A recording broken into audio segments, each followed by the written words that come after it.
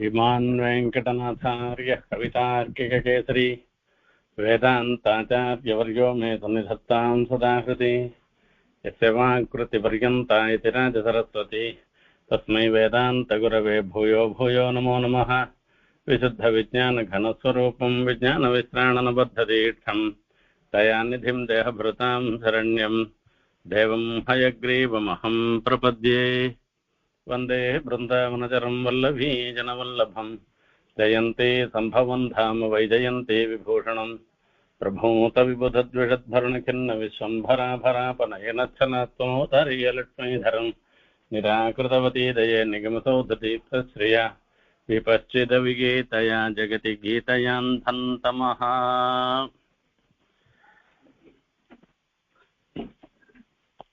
எல்லாருக்கும் விசாவச வருஷத்தினுடைய சுபாகாங்ஷா. இதுல எல்லாருக்கும் சகல க்ஷேமமும் ஏற்படணும், திவ்ய தம்பதிகளுடைய அனுகிரகத்தினாலையும் ஆச்சாரியத்தினுடைய அனுகிரகத்தினாலையும் அந்த திவ்ய தம்பதிகளை பிரார்த்திச்சுண்டு இன்றைய உபன்யாசத்தை ஆரம்பிக்கிறேன். இன்னைக்கு பாகவதம் 11வது ஸ்கந்தம். இதுக்கு முன்ன இந்த ஸ்கந்தத்துல சொல்லக்கூடிய அத்தியாயங்கள்ல சொல்லக்கூடிய விஷயங்களை ஒரு சங்கேபமாக சொன்ன. இன்னைக்கு கிரமமா இந்த 11வது ஸ்கந்தத்துல ஒவ்வொரு அத்தியாயத்திலையும் சொல்லக்கூடிய விஷயங்களை நாம பார்க்கலாம். பெருமாளுடைய அவதாரம்ன்றது, கிருஷ்ணாவதாரம்ன்றது பூமியினுடைய பாரத்தை போக்கடிக்கிறதுக்காக. சுவாமி தேசிகனுடைய திருவள்ளம் வரைச்சே தயாதேவி திருவேங்கடமுடையானதான் கண்ணனாக அவதரிப்பித்தாள். பூமியினுடைய பாரத்தை போக்கடிக்கிறதுன்றது ஒரு வியாஜம். ஆனா உண்மையான காரணம் பரித்ராணா சாதுனாம் விநாசாய துஷ்டுதான் தர்ம சம்ஸ்தாபனார்த்தாய சம்பவாமி யுக யுகன்னு சொல்லி அவதார ரகசியத்தை வெளிப்படுத்தின கீதா சாஸ்திரத்தை எல்லாருக்கும் அது மூலமாக கீதா சாஸ்திரத்தை பிரவர்த்தனம் பண்ணின மூலமாக வேதத்தினுடைய அர்த்தங்களை எல்லாரும் அறியும்படியாக பண்ணணுன்றதுக்காக தான் கண்ணன் அவதாரம் அப்படின்னு சொல்லி சொன்னோம். இப்படி பெருமாள் கண்ணன் இந்த பூமியினுடைய பாரத்தை போக்கடிப்பதற்காக அவதாரம் பண்ணேர்னு சொல்லச்சே, கிருத்வா தைத்தியவிதம் கிருஷ்ணா சராமோ யதுபிர்விருதः புவோவதாரயத்பாரம் ஜவிஷ்டம் ஜனயன் கலிம் என்பதாக இந்த 11வது அத்தியாயத்தை ஆரம்பிக்கிறார். இவர் பலராமனோட கூட சேர்ந்து இந்த யாதவர்களோட சூழப்பட்ட கொண்டு இந்த சண்டையெல்லாம் அங்கங்க உண்டு பண்ணி அசுரர்களை வதம் பண்ணார் என்பதாக சொல்லுற. இதுல பெருமாள் சாட்சாத்தாகவே பூத்தன சகடாசுரன் போன்றவர்களை வதம் பண்ணார். பலராமரை கொண்டு பிரளம்பன் முதலானவர்களையும் நாசம் பண்ணார். அதே மாதிரி பந்துக்கள் அப்படின்ற ஒரு பொய்யான ஒரு பெயரோட கூட இருந்துருக்கிற அசுர சுபாவத்தை உடையவர்களையும் அவளை ஒத்தருக்கு ஒத்தர அவளே அட்சிக்கும்படியாக பண்ணி அப்படி பூமியினுடைய பாரத்தை போக்கடிக்கினார். பல பிரகாரமாக பூமியினுடைய பாரத்தை போக்கடிச்சார்னு சொல்ற. இதுல முக்கியமா மகாபாரத யுத்தம் நடந்ததுதான் அதிகமாக சொல்லப்படுகிறது. அதுக்கு முன்ன பார்த்தோம்னாக்க கண்ணன் திருவாயூர்பாடியில எழுந்தருள் இருந்த காலத்துல பூத்தன சகடாசுரன், இப்படி வத்சாசுரன், அகாசுரன், இப்படி பல ராட்சசர்களை, ராட்சச சுபாவம் உடையவர்களை, ராட்சசர்களை எல்லாம் வதம் பண்ணினார். அது எல்லாருக்கும் தெரிஞ்ச விஷயம். கண்ணன் துவாரகைக்கு போன பிற்பாடு அங்க வரைச்சே எத்தனையோ பேரை வதம் பண்ணிருக்கார். எத்தனையோ பேர் 18 முறையெல்லாம் கூட கண்ணனோட சண்டை போட்டு கடைசியில கண்ணன் தோத்து போயிட்ட மாதிரி ஆகி மதுரையே விட்டு போற மாதிரி எல்லாம் பண்ணி அந்த மாதிரி எல்லாம் அதுக்காக துவாரகையை நிர்மாணம் பண்ணிட்டு போனேன். அங்கேயும் எத்தனையோ அக்ஷௌகிணி சைன்யங்கள் எல்லாம் வதம் பண்ணிருக்கேன். அப்ப கூட சொல்ற இத்தனை முறை 18 முறை என்னத்துக்காக சண்டை போடணும் அப்படின்னு சொல்லச்சு, ஒவ்வொரு முறையும் அசுர சுவாவம் உடையவர்களை எல்லாம் அழிப்பதற்காக தான் இப்படி இத்தனை யுத்தம் நடந்ததுன்னு எல்லாம் சொன்னார். மகாபாரதத்துல யுத்தத்துக்கு வரைச்சே பாண்டவர்களுக்கு எத்தனையோ அநீதிகளை ஏற்படுத்தினார்கள். ஏ கோபிதாக சுபகு பாண்டு சுதாக சபத்னைஹி துர்த்யூத ஹேளன கச்சக் கிரகணாதிபிஸ்தான் கிருத்வா நிமித்தம் இதரேதரதः சமேதான் ஹத்வா நிருபான் நிரஹரதி ஸ்திதிபாரம் ஈஷः. பெருமாள் கண்ணன் பூமியினுடைய பாரத்தை போக்கடிச்சார்னு சொல்ற. சத்ருக்களாக இருக்கிற துரியோதனன் முதலியவர்களாலே ஒரு கபட்டமான ஒரு சூதாட்டத்தை ஏற்படுத்துறது. அதுக்கு முன்னையே பாண்டவர்களை அரக்கு மாளிகையில இருந்து அழியும்படியாக அரக்கு மாளிகைய அங்க வாசம் பண்ண வச்சு பாண்டவர்கள் மொத்தரையும் பேரையும் அழிக்கணும்னு ஒரு துரெண்ணம், தீய எண்ணத்தோட கூட துரியோதனன் நடந்து கொண்டான். துர்த்யூதம் கேளனம் பரிகாசம் பண்றது, இதனால சில கோபங்கள்லாம் ஏற்படுறது. கச்சகிரகணாதிபிஸ்தான்னு சொல்ற. கச்சகிரகணம்னு சொல்லச்சே ஒரு கெட்டதான ஒரு சூதாட்டம். இந்த சூதாட்டத்துல யாரதான் பணயமா வைக்கிறதுன்னு இல்லாத தன்னுடைய மனைவியே பணயமாக வச்சு அதுலயும் தோத்து போறும்படியாக ஒரு நிலை ஏற்பட்டது. அப்படி ஏற்படச்சே திரௌபதியை கூட்டுண்டு வர. திரௌபதியை கூட்டுண்டு வரச்சே எப்படி கூட்டம் வரான்றதுதான் பார்க்கணும். அந்த திரௌபதியினுடைய தலைமுடிய பிடிச்சு தரன்னு இழுத்துண்டு வர.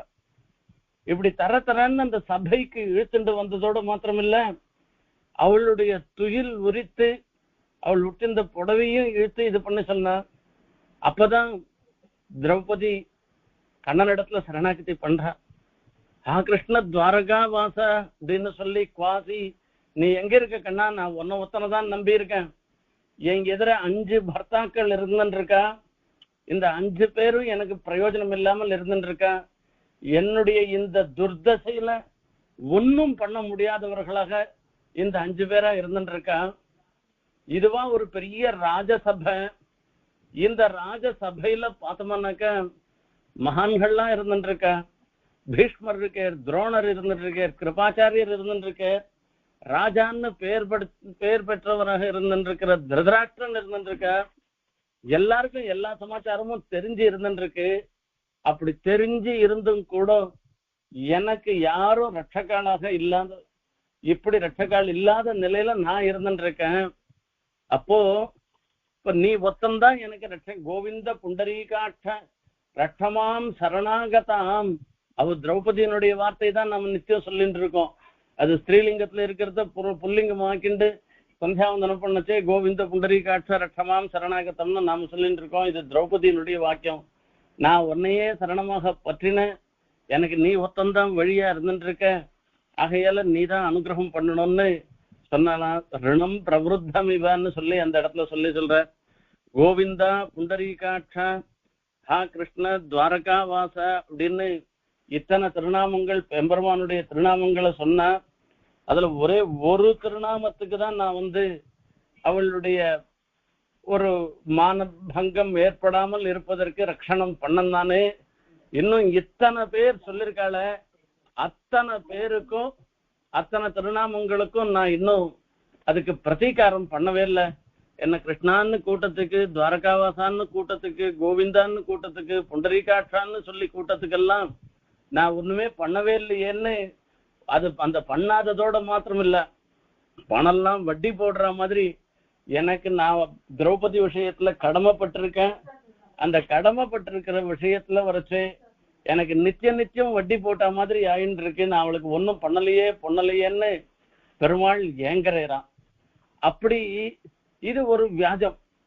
இந்த மாதிரி பண்ணி ஹேல கச்சன கிரகணாதிபிஸ்தான் கிருத்வான் நிமித்தம் இதரே தரதா சமேதான் ஹத்வான் ரிபான் நிரஹரதி க்ஷிதிபாரம் ஈசஹா. அவ ஒத்தருக்கு ஒத்தர் இப்ப சில சமயங்கள்ல கடைசியில என்னாச்சு, அசுர பிரகிருதிகளாக இருந்திருக்கிறவா ரெண்டு இதுலயும் இருந்திருக்கா. பாண்டவாளை சேர்ந்தவாள்லயும் அசுர பிரகிருதிகளாக இருந்திருக்கா. அதே மாதிரி கௌரவாள சேர்ந்தவாள் விஷயத்திலயும் அசுர பிரகிருதிகளாக இருந்திருக்குவா. இந்த பிரகிருத்தில அசுர பிரகிருதி தெய்வ பிரகிருத்தின்னு சொல்லிட்டு இது ரெண்டு விதமாக கீதையில பெருமாள் கண்ணன் சாதிக்கிறார். இந்த தெய்வ பிரகிருத்தியோடு இருக்கிறவா அந்த தெய்வீ சம்பத்து ஆசுரி சம்பத்துன்னு அந்த சம்பத்தை சொல்றது. தெய்வ பிரகிருத்தியோடு இருக்கிறவா கோபதாபங்கள்லாம் இல்லாமல் சாத்விகமான குணத்தோட எல்லாருக்கும் ஹிதத்தையே நினைப்பவர்களாக இப்படி எல்லாம் இருப்பான்னு விஸ்தாரமா சொல்ற. அசுர பிரகிருதிகளாக இருக்கிறவா எது செய்யலாம் எது செய்யக்கூடாதுன்னு தெரியாத மூடர்களாக கிருத்திய விவேகம் இல்லாத ஒரு காமம் குரோதம் அல்ப விஷயத்துக்கு ஒரு கோபம் வருது கோச்சிக்கிறது இப்படி எல்லாம் இருந்துருக்கிற ஒரு சுவாவம் இருந்துருக்க. இதெல்லாம் அசுர பிரகிருதிகளுடைய சுவாவம்னு சொல்ற. உடனே அங்க அர்ஜுனுக்கு பயம் வந்துட்டான். இப்ப அசுர பிரகிருதிகளாக இருந்துருக்கிறவாள்லாம் அது மேல நிச்சயம் தப்பு காரியத்தையுமே பண்ணி அவ கீழே போயிட்டே இருப்பாளே தவிர அவளால மேலேயே வர முடியாது. தெய்வ பிரகிருத்தியாக இருக்கிறவா தெய்வீ சம்பத்த உடையவர்கள்லாம் நல்ல காரியத்தை பண்ணி அவ எல்லாரும் மேல வருவார்கள் அப்படின்னு சொல்லிருக்கு. அவளை தேபியோ ஒன்னு அவ எல்லாரையும் கீழே இருக்கிறவாளை நான் மேல தூக்கி விட்டு அவளுக்கு சகல சம்பத்தும் ஏற்படும்படியாக நான் பண்ணுவேன்னு பெருமாள் சொல்ற. இது வேதத்திலேயே ஸ்ருதி சொல்ற விஷயம். இது அப்படி இருக்கச்சே இது உபதேசம் பண்ணிட்டே வரச்சே அர்ஜுனுக்கு ஒரு பயம் வந்துட்டான். பயம் வந்துட்டு நாம என்ன தெய்வ பிரகிருத்தியா அசுர பிரகிருத்தியா தெரியலையே, நாம கணக்கு அசுர பிரகிருத்தியா இருந்துட்டோமானாக்க நாம இனிமே கீழே தான் போகணுமே, மேல வரத்துக்கு வழியே இல்லாத போயிடுமா, இப்படி நாம எந்த பிரகிருத்தியா இருக்கோம் தெரியலையே அப்படின்னு. நீ தெய்வீ சம்பதம் அபிஜாத்தோசி பாண்டவான்னு அப்பா உனக்கு இவ்வளவு நல்ல விஷயத்த கேட்கணும்னு உனக்கு ஸ்ரத்த வந்திருக்க. இதுவே ஒரு ப்ரூஃப், ஒரு நிரூபணம். நீ தெய்வீ சம்பத்தோட இருந்துருக்க, நீ அசுர பிரகிருதி இல்ல, இந்த தெய்வீ சம்பத்தோட இருந்துருக்கிறவன்றது இதுவே ஒரு காரணமா இருக்கு. ஆகையால நீ இதுக்காக விசாரப்படாத, நீ பாண்டு புத்திரனாக இருக்கேன்னு பெருமாள் அந்த இடத்துல சொல்றார், கண்ணன் சொல்ற. இந்த மாதிரி ரீதியில பார்த்தோம்னாக்க இந்த தெய்வ பிரகிருதி அசுர பிரகிருதி இவெல்லாம் இருந்தாலும் கூட இந்த அசுர பிரகிருதிகளாக இருக்கிறவா எவ்வளவு உண்டோ அவளை மொத்த பேரையும் நாசம் பண்ணணும்னு தீர்மானம் பண்ணிட்டேன். அதுக்கு ஒத்தருக்கு ஒத்தர் தானே சண்டை போட்டுக்கிறதாக ஒரு வழிய வியாஜத்தை ஏற்பாடு பண்ணி அந்த மகாபாரத யுத்தத்துல மொத்த பேரையும் அழிச்ச. மகாபாரத யுத்தத்துல மீந்து போனது யாரு அப்படின்னு கேட்டா இந்த பஞ்ச பாண்டவாள் 5 பேர் தான். திரௌபதிக்கு 5 பேருக்கும் பிறந்த குழந்தைகள் முதற்கொண்டு கடைசியில போயிட்டா. அப்போ உத்தரையினுடைய கர்ப்பத்துல இருந்த ஒரு குழந்தை கர்ப்பத்துல இருந்தது, அதுக்கும் ஒரு பெரிய ஒரு அவத்தியம் வந்தது. பாஷாண நிர்மித தபோதன தர்மதாரம் பஸ்மன்யுபாஹித நரேந்திர குமார பாவம்னு அந்த பஸ்மன்யுபாஹிதம் அஸ்வத்தாமா பண்ண அபாண்டவாஸ்திரத்தினால அந்த உத்தரையினுடைய குழந்தையில கர்ப்பத்துல இருந்த குழந்தை கரிக்கட்டையா கீழே விழுந்துடுத்து. பஸ்மன்யுபாஹித நரேந்திர குமார பாவம்னு அந்த கரிக்கட்டைய கண்ணன் தன் திருவடியால தொட்டேறான். தொட்ட உடனே அது ராஜகுமாரனா ஆயிடுத்தான். அதுதான் ஒரு கல்லு பெருமாளுடைய திருவடி சம்பந்தம் பெற்ற உடனே அகல்யாக ஆகி மகா பதிவிரத்தையாக ஆயிட்டா, பரிசுத்தமாக ஆகி மகா பதிவிரத்தையா ஆயிட்டா. ஒரு கரிக்கட்ட பெருமாளுடைய திருவடி சம்பந்தம் பெற்றவுடனே அது ஒரு ராஜகுமாரனாக ஆயிடுத்தோம்னா அந்த பெருமாளுடைய திருவடிக்கு எப்படிப்பட்ட ஒரு ஏற்றம்னு இருக்கு. இப்படி அந்த உத்தரையினுடைய குழந்தை ஒண்ணுதான் இருந்தது, அந்த சந்ததி பாண்டவனுடைய சந்ததிக்கோசரம். மீதி மொத்தம் போயாச்சு, மொத்தம் போயாச்சு, யாருமே இல்லாத ஒரு சன்னிவேசம். அப்போ அந்த மாதிரி அத்தனை பேரையும் அழித்ததுக்கு இது மொத்தம் பெருமாளுடைய ஒரு கபட்டமான ஒரு நாடகம் தான் இது. அர்ஜுனன் சொல்றான். அப்போ அர்ஜுனன் சொல்லச்சே, ஐயோ இத்தனை பந்துக்களையும் அழிச்சுட்டு யாரும் இல்லாத நான் மாத்திரம் இருந்துட்டு இருக்கிறது எனக்கு என்ன சுகத்தை கொடுக்க போறது, இந்த யுத்தமே வானா, நான் எங்கேனா பட்டு போயிடுறேன், நான் நிம்மதியா இருந்துட்டு போறேன் அப்படின்னு கேக்குறான். அப்பதான் பெருமாள் கண்ணனுக்கு விஸ்வரூபதர் என்னத்துக்கு இது எல்லாத்தையும் சொல்றேன்னா, இங்க சொல்ற வார்த்தை கிருத்வான் நிமித்தம் இதரே தரதா சமயதான் ஹத்வான் ருபான் நிரஹர கிருதிபாரம் ஈசா அப்படின்னு சொல்லிருக்கு.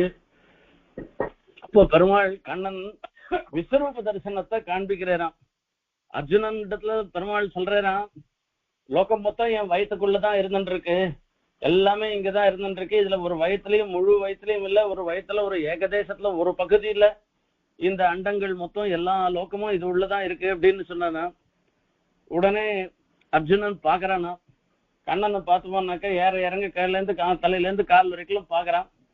பார்த்தாக்கா தம் வயருக்கும் கண்ணன் வயருக்கும் ஒன்னும் வித்தியாசம் தெரியல, நம்மள மாதிரிதான் அவரும் இருந்துட்டு இருக்கு, இந்த வயத்துக்குள்ள இத்தனை லோகமும் இருக்குன்னு சொல்றாரு, இது என்னடா நம்புறது, எத்தையோ அவர் சொல்றாரோ என்னமோன்னு அவனுக்கு அர்ஜுனனுக்கு ஒரு சந்தேகம். திருப்பி அந்த வயத்தையே பார்த்துட்டு இருக்கானா, கண்ணனுடைய வயத்தைய. அர்ஜுனனுடைய எண்ணம் புரியாத வரான்னா கண்ணன் உடனே அவர் சொல்றார், அப்பா இந்த கண்ணோட பார்த்தா உனக்கு தெரியாது, திவ்யந்ததாமித்தே சற்றுன்னு உனக்கு திவ்யமான ஒரு கண்ணை நான் கொடுக்குறேன், இந்த கண்ணை வச்சுட்டு இப்ப பாரு உனக்கு தெரியும் அப்படின்னா. அப்ப புதுசா ஒரு அபூர்வமான கண்ணம், அப்ராகிருதமான ஒரு கண்ணை திவ்ய சற்றுசா அர்ஜுனனுக்கு கொடுத்த உடனே அர்ஜுனன் பாக்குறான், சஹசிர சீருஷா புருஷா சஹசிராட்ச சஹசிரபாத்துன்னு 1000 தலைகளோடும் 1000 கண்களோடையும் விஸ்வத்தோ முகமாக இருந்துருக்கு. இது ராவணனுடைய பார்த்தோம்னாக்கா, ராவணன் தலை பார்த்தோம்னா 10 தலையும் ஒரே வரிசையா தான் இருந்துட்டு இருக்கோம். பெருமாளுக்கு 1000னாக்கா அது பார்த்தோம்னாக்கா எல்லா பக்கத்துலயும் திருமுக மண்டலம், இந்த பக்கத்துல முதுகு, இந்த பக்கத்துல பெருமாள் திருவுதரம் அப்படின்ற மாதிரி இல்லாமல் எல்லா பக்கத்துலயும் திருமுக மண்டலம், எல்லா பக்கத்துலயும் கைகள், எல்லா பக்கத்துலயும் திருவடிகள், இப்படி எல்லா பக்கமும் அப்படி பெருமாள் சேவை சாய்க்கிறேன்.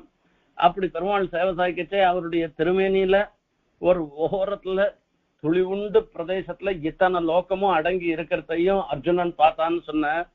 அப்ப அவர் ஒரு விஷயத்தையும் காண்பிக்கிறாராம். அவரே அந்த மகாபாரத யுத்தத்துல நடக்க போற எத்தனை ராஜாக்கள் உண்டோ அத்தனை ராஜாக்களையும் வதம் பண்ணிட்டேர். அப்பவே அதையும் பாக்குறான் அர்ஜுனன்.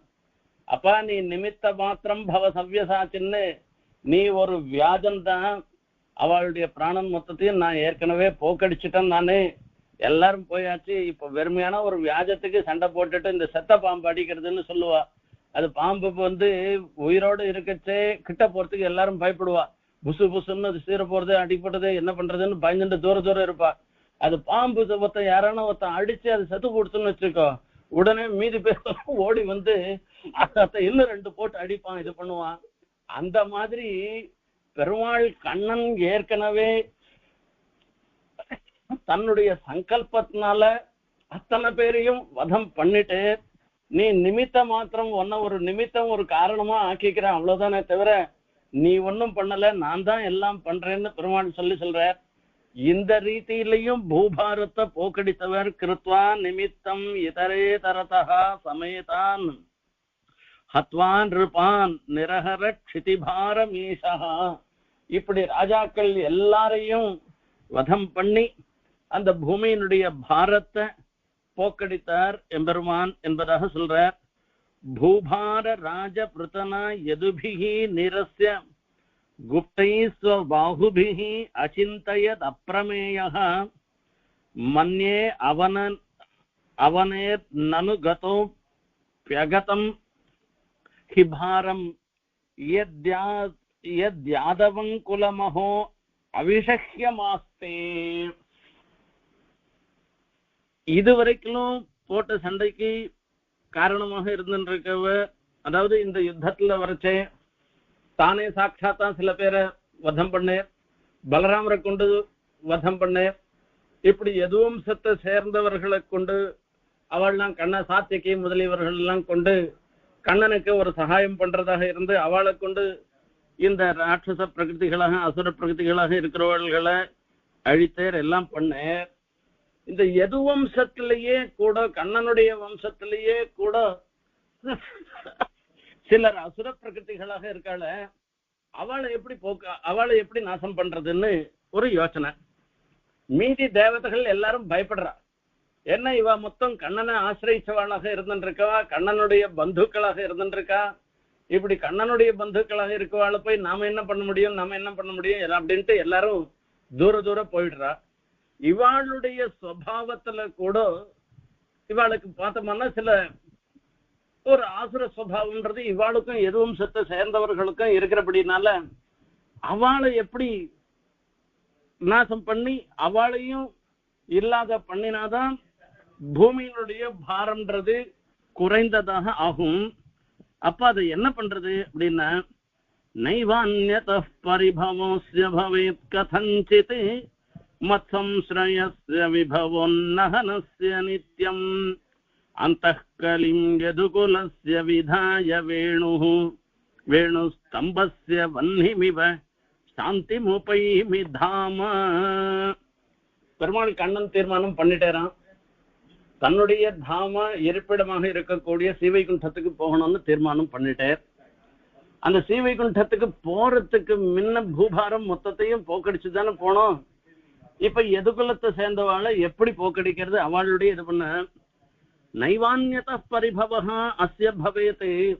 இது கண்ணனை சேர்ந்தவராக இவெல்லாம் இருக்கிறபடினால இவாளுக்கு எல்லாரும் பயம். இவாள்லாம் கண்ணனை சேர்ந்தவான்னு இவாளுக்கு பரிபவம் பண்றதுக்கு அவ யாருமே வரமாட்டேன்றா. சரி, அவளை கொண்டு மீதி பேரை கொண்டு இவாளை நாசம் பண்ண முடியாதுன்னு தீர்மானம் பண்ணிட்டு அப்ப என்ன பண்ணது, கதஞ்சித் மத் சம்ஸ்ரயஸ்ய விபவோன்னஹனஸ்ய நித்யம். இப்ப இந்த பெருமாள் கணக்கு ஒருத்தர் ஆசிரியிச்சு பெருமாளே கத்தின்ற ஒரு எண்ணத்தோட ஒருத்தர் இருந்துட்டான்னாக்க அவளை யாராலையும் அழிக்க முடியாது. அப்படி இருக்கிறவா சாத்விக பிரகிருதி. ஆனா பெருமாள் இடத்துல பக்தி இருக்கிறதாக சொல்லிண்டு அகங்காரம் மமகாரத்தோட இருக்கிறவா ராட்சச பிரகிருதி. இது போலியான பக்தியை உடையவர்களாக அவளை தவிர நிஜமாகவே பக்தி உடையவர்களாக அவ ஆக மாட்டார். அது உண்மையான பக்தியோட பெருமாள் தான் சர்வம், அவர் தான் நமக்கு எல்லாம் பண்றேன்ற ஒரு எண்ணம் இருந்துன்னா அவளுக்கு எந்த ஆபத்தும் வராது. அப்போ ரக்ஷாகுதஸ்யாத்வை ஜாதரோஷே பயங்குதஸ்யாத்வை சானுகம்பேன்னு பெருமாள் கணக்கு நமக்கு அனுகிரகம் பண்றதுன்னு தீர்மானம் பண்ணிட்டாருனாக்க யார் இடத்துலக்கு இருந்தும் பயப்பட வேண்டிய அவசியம் இல்லை. பெருமாள் நம்மள நிகிரகம் பண்ணணும்னு தீர்மானம் பண்ணிட்டாருன்னா யாராலையும் காப்பாற்ற முடியாது. இதுதான் நிலை. இப்போ இந்த பெருமாள் அனுகிரகம் பண்றவரா இருந்தாக்க நாமெல்லாம் கிட்ட போக முடியாது அப்படின்னு சொல்லி எல்லாரும் பயந்துட்டு தூரம் நிக்கிறா. ஆனா இதுல இப்ப நம்ம சேர்ந்தவன்னு சொல்லிண்டே நமக்கு விரோதமான காரியத்தை பண்றது, அசாஸ்திரியமான காரியம் பண்றது, இதுல பெருமாளுக்கு சீற்றம் எப்ப வரப்போறது அப்படின்னா, ராஜா இங்க லோகத்துல தண்டனைன்றது எப்ப வரும்ன்றத கொஞ்சம் யோசனை பண்ணி பார்க்கணும். தண்டனை எப்ப வரும், ரூல்ஸ் பிரேக் பண்ணமானாக்கா அப்ப தண்டனை வரப்போறது. இங்க ஒன்வே டிராபிக் இந்த வழியா போகக்கூடாதுன்னு சொன்னா அந்த வழியில கார் போச்சுன்னாக்கா அவனுக்கு அதுக்கு தண்டனை 500 ரூபாய் ஃபைன் போடணும் அப்படின்னு, ஹெல்மெட் போட்டு போகாது போனா ஃபைன் போடுறது அப்படின்னு எல்லாம் இந்த மாதிரி எல்லாம் சொல்ற மாதிரி பார்த்தோம்னாக்கா ஆஜ்ஞைய கட்டுப்பாட்ட ராஜாஜ்ஞைய மீறினாக்கா தண்டனை வரப்போறது. செய்ய வேண்டியதை செய்யாது போனோமான தண்டனை வரப்போறது. பெருமாளுக்கு பிடிக்காத காரியத்தை பண்ணமானாக்கா அப்ப தண்டனை வரப்போறது. இதெல்லாம் தானே தண்டனைக்கு காரணமாக சொல்லப்படுறது. இப்போ இது எதுவுமே இல்லாத இருக்கிறவா யார் இருக்கான்னா ஸ்ரீவைகுண்டத்துல இருக்கிறவா தான். அவளுக்கு சாஸ்திர கட்டுப்பாடு கிடையாது.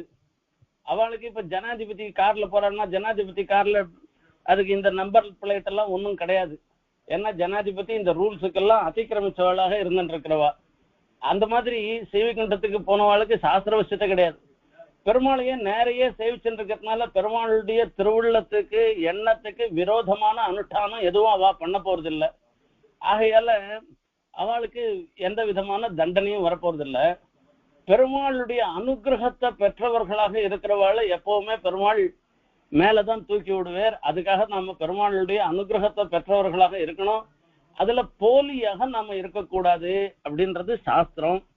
இப்ப இந்த எதுகுலத்துல இருக்கிறவர்கள்லாம் கூட இதுல கண்ணன் சேர்ந்தவர்கள்ன்ற ஒரு எண்ணம் இருக்கிறதுனால மீதி பேர்லாம் கிட்ட வர முடியல.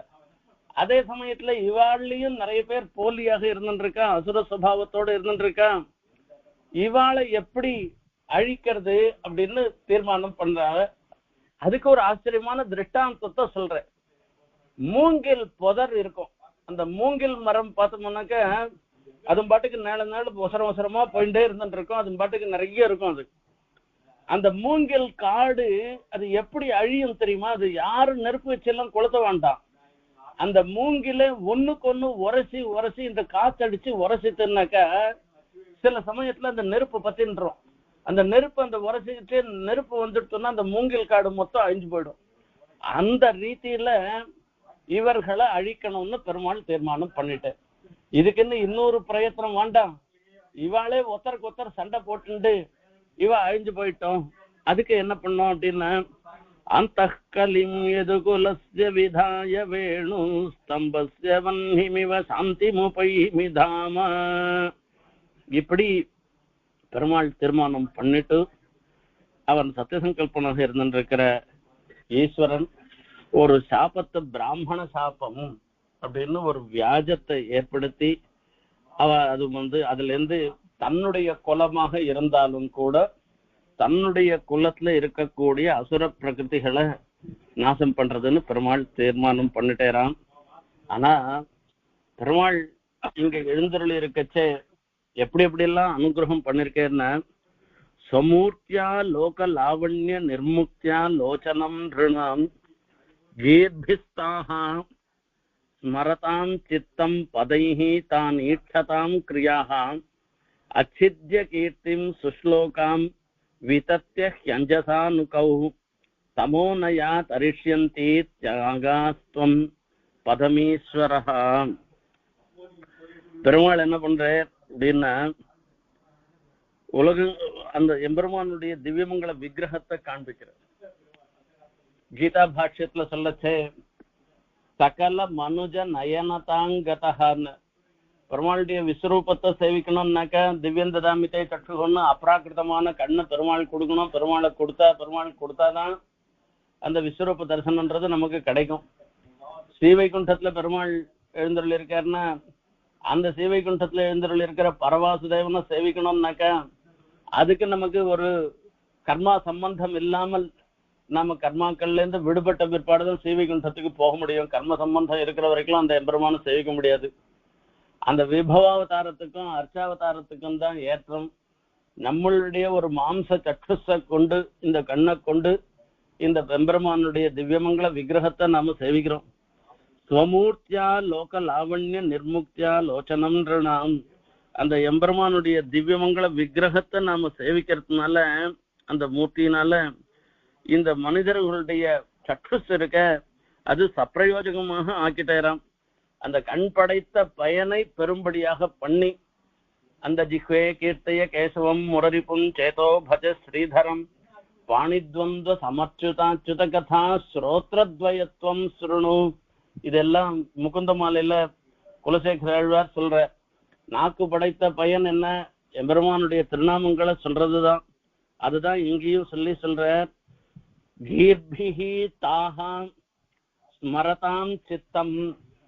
அந்த வாக்குக்கு ஒரு பிரயோஜனம் என்ன? எம்பெருமானுடைய திருநாமங்களை உச்சாரணம் பண்றதாம். முரரிப்பும் சேதோ பஜ ஸ்ரீதரம் திஹ்வே கீர்த்தய கேசவம். அந்த நாக்கை பார்த்து நீ கேசவனை நீ எப்ப பார்த்தாலும் பாடின்ற கேசவன் புகழ் பாடுன்னு சொல்ற.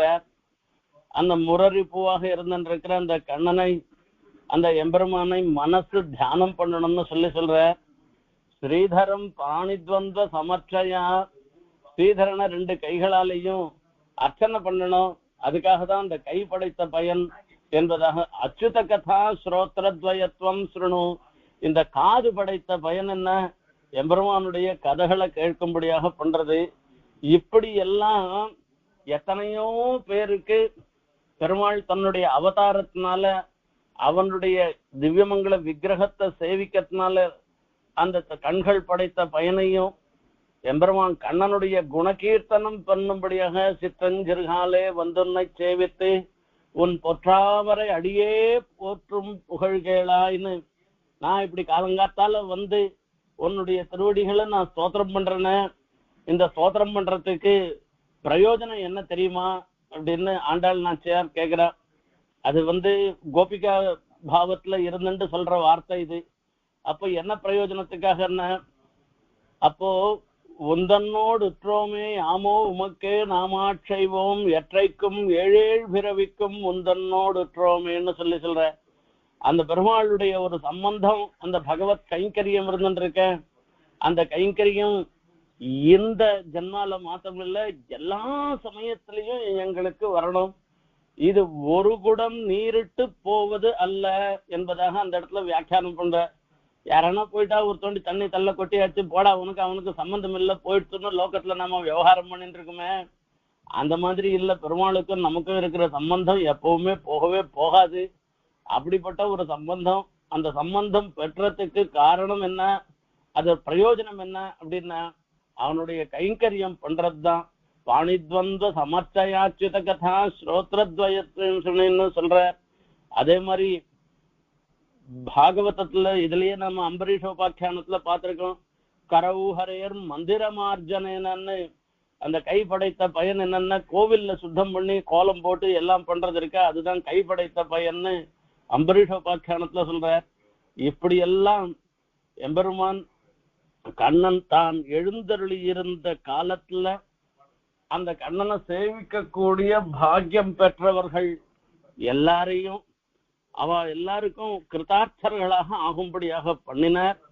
அதே சமயத்துல அவளுக்கெல்லாம் ஒரு ஒரு அசுர பிரகிருத்தியா அசுர குணம் படைத்தவர்களாக இருக்கவா எல்லாரையும் அந்த பூமியினுடைய பாரத்தை போக்கடிக்கிறதுக்காக அவர் அவளை நாசம் பண்ணினார். இங்க ஒரு நிமித்தத்தை ஏற்படுத்தினார், ஒரு காரணத்தை ஏற்படுத்தி யுத்தம்ன்ற ஒரு காரணத்தை ஏற்படுத்தினார். காரணத்தை ஏற்படுத்தி அவள் எல்லாம் இல்லாத பண்ணினேன்றதுதான் சத்தியமான ஒரு விஷயம். ஆகையால பூபார ராஜ பிரதனா யதுபிர் நிரஸ்ய குப்தை ஸ்வபாஹுபிஹி அசிந்தயத பிரமேயஹ மன்யே அவனேர்னனுகதோப்யகதம் ஹி பாரம். இப்படி பூமியினுடைய பாரத்தை எம்பெருமான் போக்கடிக்கிறதுல அதுல முக்கியமா அவசேஷம் மீதியாக இருந்தது. இந்த எது குலத்துல தன்னுடைய குலத்தை சார்ந்தவர்கள் போய் அவளையும் அசுர பிரகிருத்தியாக இருந்துருக்கா, அவளையும் அழித்து அதன் மூலமாக பூமியினுடைய பாரத்தை போக்கடிக்கணும்னு பெருமாள் தீர்மானம் பண்றார்.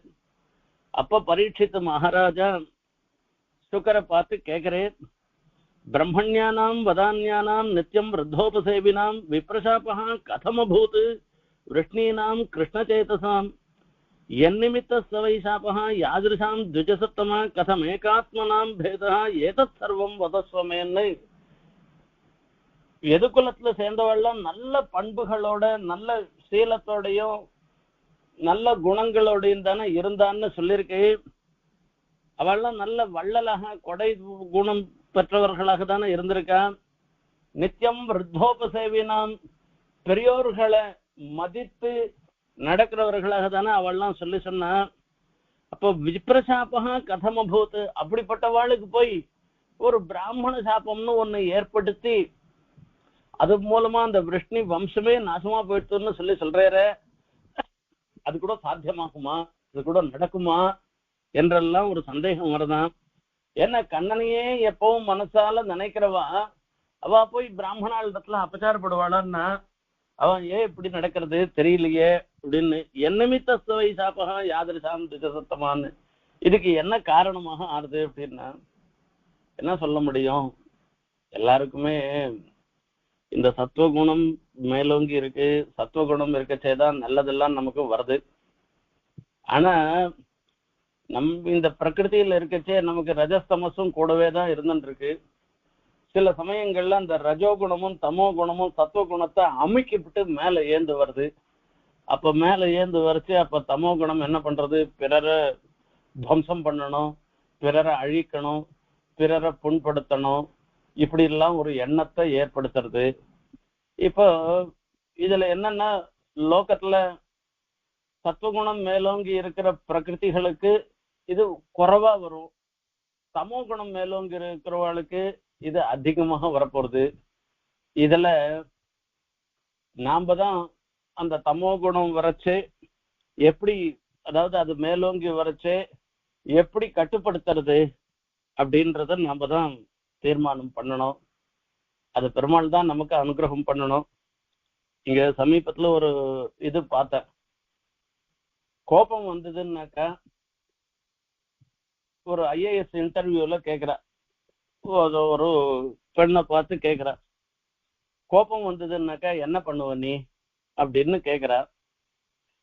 அதுக்கு நான் ஒரு டம்ளர் தீர்த்தம் சாப்பிடுவேன், தீர்த்தம் சாப்பிட்டுட்டு எனக்கு ரொம்ப கோபமா இருந்ததுன்னா எங்க அப்பாவை கூட்டு கேட்பேன் நானு, இந்த மாதிரி இருக்குன்னு, அதுக்கு எதான வழி உண்டான்னு. அவர் கிடைக்காத போயிட்டாருனாக்கா வேற என்ன பண்ண முடியும்? கோபம் வந்துன்னாக்கா அந்த பிரகிருத்தியா என்ன நடக்கிறதோ விடுறதோ அல்லது பகவத் தியானம் பண்றதோ அப்படி பண்ணிதான் அந்த கோபத்தை போக்கடிக்க முடியும் அப்படின்னு சொல்ற. அந்த பகவத் தியானம் பண்றதுன்ற ஒரு வார்த்தை சொல்றால, அதுவே பெரிய விஷயம். அந்த கோபத்தை போக்கடிக்கிறதுனாக்கா வேற வழியே கிடையாது. அது பெருமாளுடைய அனுகிரகம் தான். அந்த தமோகுணம் மேலோங்கினதை போக்கடிச்சு சத்துவகுணத்தை அதை அமுக்கி சத்துவகுணம் மேலோங்கும்படியாக பண்ணணும். இது லோகத்துல எல்லாருக்குமே நடக்கிறது. இது எதுவும் சத்தை சேர்ந்தவாளுக்கும் அது நடந்ததுன்றத நாம இப்ப பார்த்தோம். இதனுடைய விஸ்தாரத்தை எப்படி பிராமண சாபம் ஏற்பட்டது, எதனால பெருமாள் தன்னுடைய அவதார சமாப்தி எப்படி பண்ணினார் என்கிற விஸ்தாரத்தை அடுத்த உபன்யாசத்துல நாம பார்க்கலாம். ஆனா இன்னைய தினத்துல ஒவ்வொருத்தரும் ஒவ்வொரு வருஷாரம்பத்துல சில பிரதிஜை பண்ணிக்கிறோம். இந்த வருஷத்துல இதை பண்ணணும், அந்த வருஷத்துல அதை பண்ணணும், அப்படி இப்படின்னு எல்லாம் நாம நினைச்சுக்கிறோம். இன்னைக்கு இந்த பாகவதத்துல இந்த பிரகரணம் வந்திருக்கிறபடினால இன்னைய தினத்துல நாம நினைக்கக்கூடிய ஒரு விஷயம், பெருமாளிடத்துல பிரார்த்திக்கக்கூடிய ஒரு விஷயம் என்ன அப்படின்னா, பாகவதாபச்சாரம் நேரிடாமல் நாம நடந்து கொள்ளணும். அதுக்கு பெருமாள் அனுகிரகம் பண்ணணும். இது இருந்துட்டோம்னாலே போறோம். பெருமாள் நமக்கு சகல சிரேயசையும் நமக்கு கொடுத்துடுவேன். அதையே நம்ம மீண்டும் மீண்டும் பெருமாளிடத்துல அந்த திவ்ய தம்பதிகளிடத்துல பிரார்த்தனை பண்ணிட்டு பாகவதாபச்சாரம் நேரிடாமல் நாம நம்ம காரியத்தை பண்ணிட்டு பகவத் பக்தி மேல் மேல் விருத்தியாகணும்னு அந்த திவ்ய தம்பதிகள்கிட்ட பிரார்த்தனை பண்ணிட்டு விடைபெறுகிறேன். கவிதார்க்கிக சிம்ஹாய கல்யாண குணசாலினே ஸ்ரீமதே வெங்கடேசாய வேதாந்த குரவே நமஹ.